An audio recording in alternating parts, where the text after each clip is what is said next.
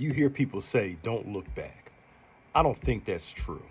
You should look back. You look back to learn. You don't look back to live. And often people take that thought from Lot's wife, where the angel told her, don't look back on the city. And she looks back on the city and she turns into a pillar of salt and she's stuck looking back. The reason why she was stuck looking back was because her heart was back there. That's the lesson from it, is that she didn't want to leave. Her heart was still there. And while she was running away, she looked back because she wanted to remember it, go back.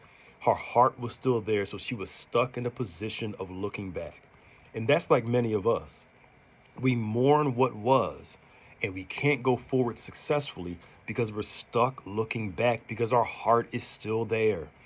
But you have to learn to move on from your past and start moving on into the future that God has for you. Notice this. She's watching and looking back at a place that was being destroyed, that wasn't good to her family. Sometimes a situation can be tragic, can be negative, can be hard, but it's hard for you to get over it. It's hard for you to move on from it, and you're stuck looking back even though it was damaging. And we continue to damage ourselves by staring back rather than looking back to learn. So instead of looking back to stay back, instead of looking back to confirm your pain, confirm your wounds, look back so you can learn from your past, so you won't repeat your past again. So whether it was your fault, if it was your fault, learn the lesson from it so you won't do it again in the future.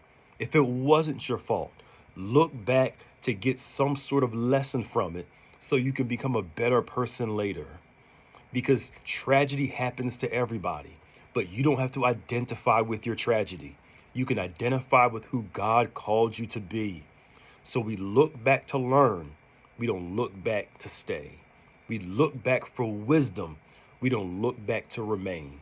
And if you're that person that constantly reflects on your past, constantly ruminates over your wounds, constantly reflects on the tragedy of your life, you are stuck in the position of looking back. And here's the thing. It's hard to go forward when you're always looking backwards. There's a reason why your windshield is a whole lot bigger than your rearview mirror.